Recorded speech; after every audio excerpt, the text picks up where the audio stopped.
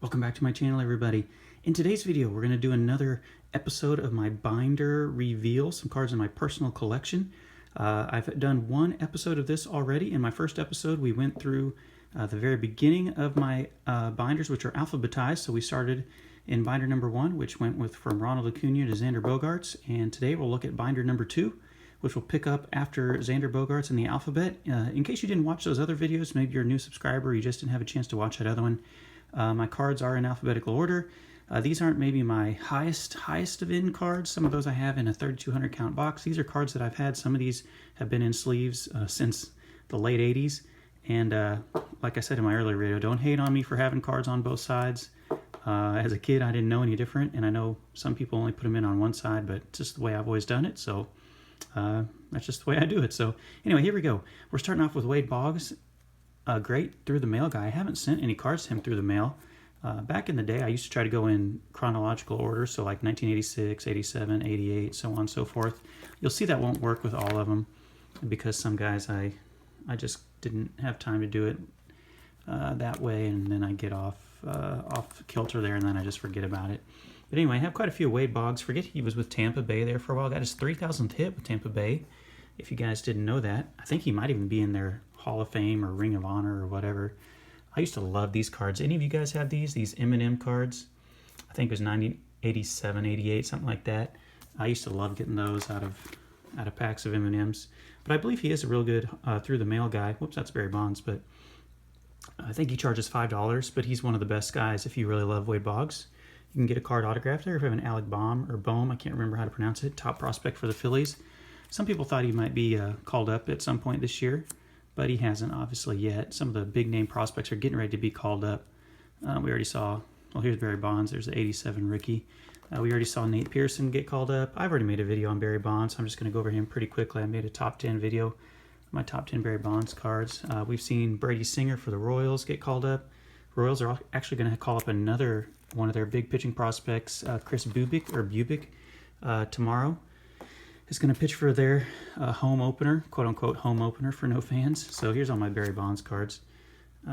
So anyway, I'm thinking about pre-ordering some Topps update from this year, because if you think about it, we're going to get some of these big-name stars. We're going to get Pearson, we're going to get Brady Singer, we're going to get Dylan Carlson, we're going to get Nick Madrigal, who should be called up pretty soon. We're going to have some pretty cool high-name prospects who get called up this year. So Topps update for this year may be a real good set to pick up. There's Ryan Braun in his Team USA jersey. That's a Bowman Chrome refractor from a long time ago.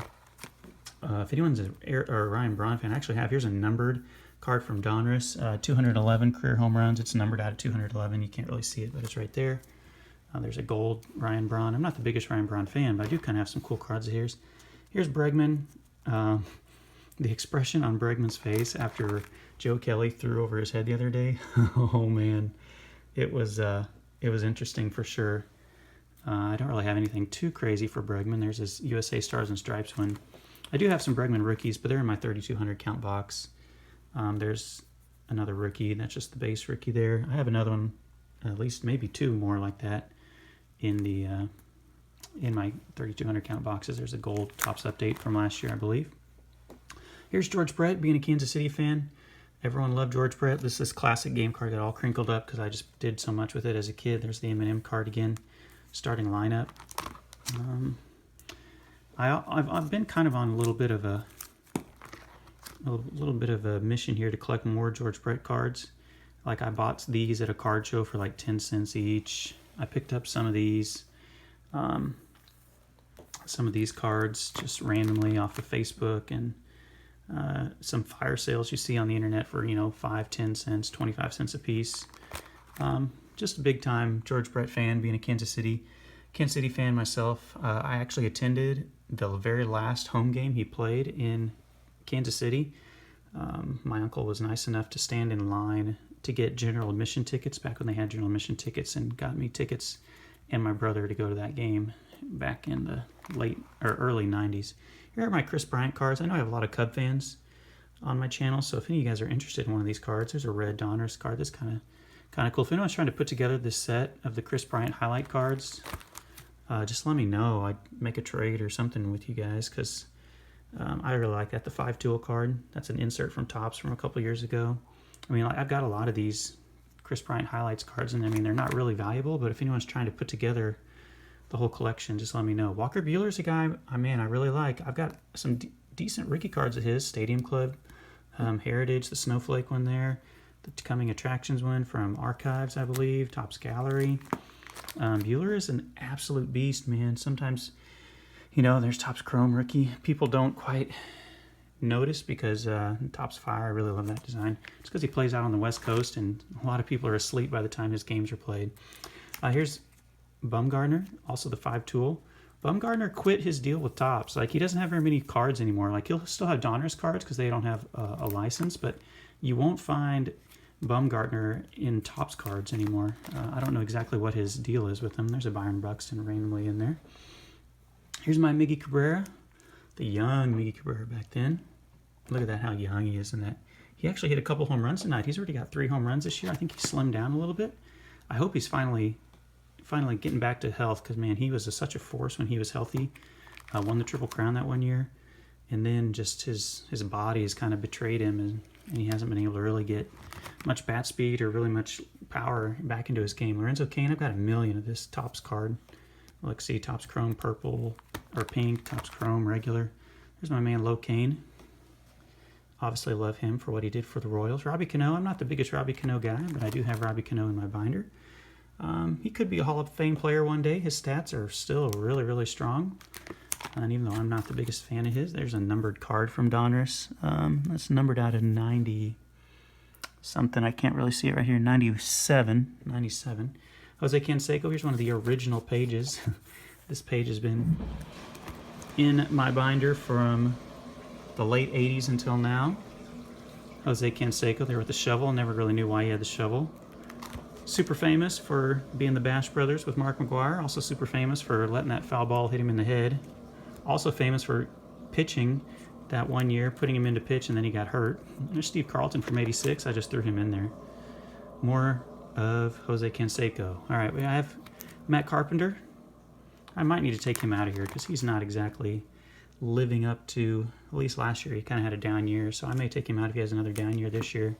Here's Gary Carter. He was a late addition. I didn't have him in my binder originally, but then over the probably last year, I went back and found his card since he is in the Hall of Fame to put him in there as well. Here's Luis Castillo.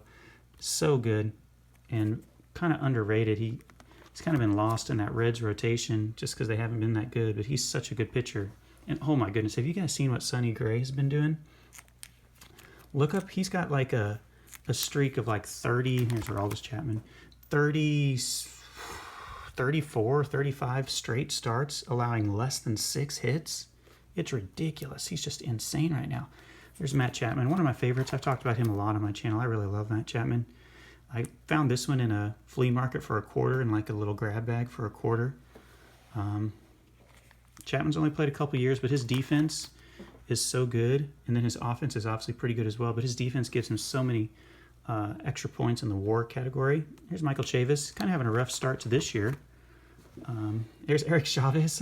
For some reason, Eric Chavez is still in my binder. I put him in here in like the late 80s, early 2000s, and I have never taken him out. He probably doesn't need to be in there anymore. Here's the Rocket, Roger Clemens. There's still a lot of Roger Clemens fans. These are the Donruss Baseball's Best. They have the orange outline instead of the regular blue outline from that year, which I think was 1988. Just some other Roger Clemens cards. Here we're getting more recent when he was with the Yankees. Here, this was like a CD. You'd put it in your computer, and then it would play highlights from Upper Deck. If you guys never had one of those cards, I think Roger Clemens was the only one I ever had like that. It was kind of a special insert into certain packs. I got a random Wilson Contreras and a Patrick Corbin there. I don't really know why. My man Mike Clevenger. Picked up his rookie from the local card store. It's not in here, but it's in my 3,200 count box. Here's Garrett Cole for a young Garrett Cole, number 75. That's his first Bowman Chrome for the Pittsburgh Pirates. Obviously, now he's moved on. Got this blue outline in the 1984 design. That's a pretty cool one. Picked up a couple of their Garrett Cole rookies at a card show over the last couple of years, but they are in the 3,200 count box too. I got a random Patrick Corbin on there. I guess I don't have a page specifically for Patrick Corbin, so I'm just putting him in there anywhere. Here's Correa. If you didn't watch John Boy, most of y'all probably are familiar with John Boy Media. John Boy's breakdown of the confrontation between Joe Kelly and the Astros. It's so funny because he does a really good job of reading lips, and what Correa was saying like made no sense after Kelly struck him out. There's Carl Crawford, Nelly Cruz. Got a couple. Here's Nelson Cruz rookie card with the Milwaukee Brewers. Got a lot of Nelson Cruz. He's shown up a lot over the last couple years in my packs for some reason. Got some Johnny Damon. Look at that, guys. It's the 93 SP. But it's Johnny Damon. Oh, it's not the Derek Jeter. I really loved this card as a kid, man. I got this one too. Top prospect card out of that. I think that might also be 1993 Upper Deck. Johnny Damon was a guy who was born in Kansas. Look at these Flair Metal Universe cards, guys. You can't tell me those are awesome. Man, I wish they were back making cards. Anyway, Damon is a guy from Kansas. So then he came up for the Royals. He was a big time player for them. There's a Yu Darvish. I have a pretty cool Yu Darvish card I've never shown on video. I have a rookie card autograph of him I pulled. It's kind of similar to this one. This is Chris Davis for right here he's on the Brewers, but you guys most know him from the home runs he's hit and hitting 247 the last however many years there for a while. For the Oakland A's, he kind of struggled last year. He didn't hit 247 last year, but like the 3 years before that he did. There's the Hawk, Andre Dawson, Hall of Famer. He's an awesome through-the-mail guy. That's a short print right there from 2019. Yeah, Andre Dawson, $10. You can get through the mail autographs. Lives down in Miami. Runs a funeral home, I believe. Here's my Jacob Degrom. I have a Jacob Degrom rookie I found at a card show. Here's the black. Someone told me, I can't remember who. That's the black parallel of these Legend in the Making. They're not numbered, but they are the most rare. See, here's the regular one, just the base Legend in the Making. Just got some other Degroms. I got these at a card show, these museum collection, because those are hobby only, and I don't really purchase a lot of hobby only cards just because I don't go to too many local card shows. Okay, we'll pick up the speed here. Here's Carlos Delgado. I used to really like him back in the day. He's just kind of always hung in my binder. Carlos Delgado right there.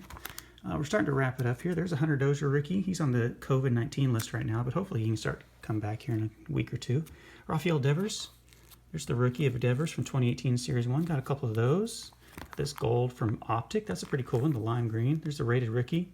The nickname, Rafi Big Stick. I think I got these at the flea market. The Topps High Tech right there as well. Here's just some random guys who I didn't have actual pages for. Tommy Edman from last year. Just kind of stuck him at the end of Rafael Devers. Josh Donaldson is actually a pretty big baseball card collector too. Here's a short print and then the regular Topps from 2019. Pulled those out of a pack. But yeah, Donaldson's a pretty big collector.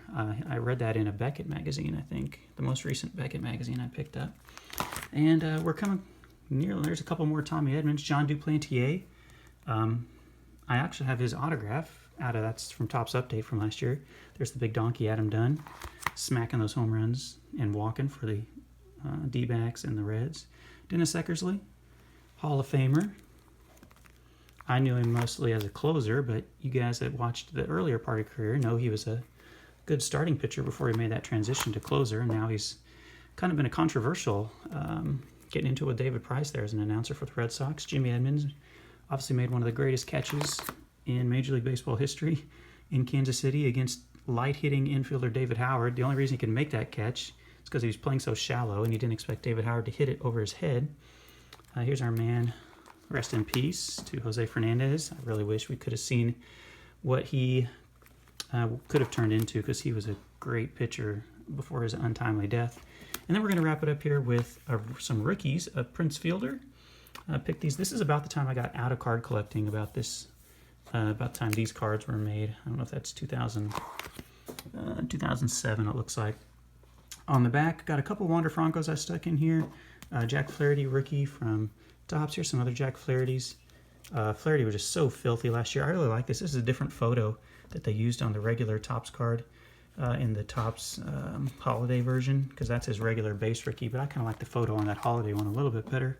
Got a couple more back here. And Flaherty was just such a stud last year, the second half of the year. And then this is Jack Flaherty on the 18 and under national team playing the infield. Not even as a pitcher. I don't know if he's playing shortstop here or what position, but I thought that was pretty cool to see him as a position player as well. So, all right, guys, it's been about 15 minutes. Sorry, this one's a little bit longer than the others. I talked a little bit more, and this binder has a few more pages in it. So this is volume 2. I have, I believe, 4 more binders or 5 more binders to show. So I will show those to you maybe once a week and try to make this a weekly series. So thank you so much for watching. Feel free to comment with one of your favorite cards, or if you would like to show some of your own binders, that's cool too. Make a response to mine. Thank you so much for watching, guys. Have a good one.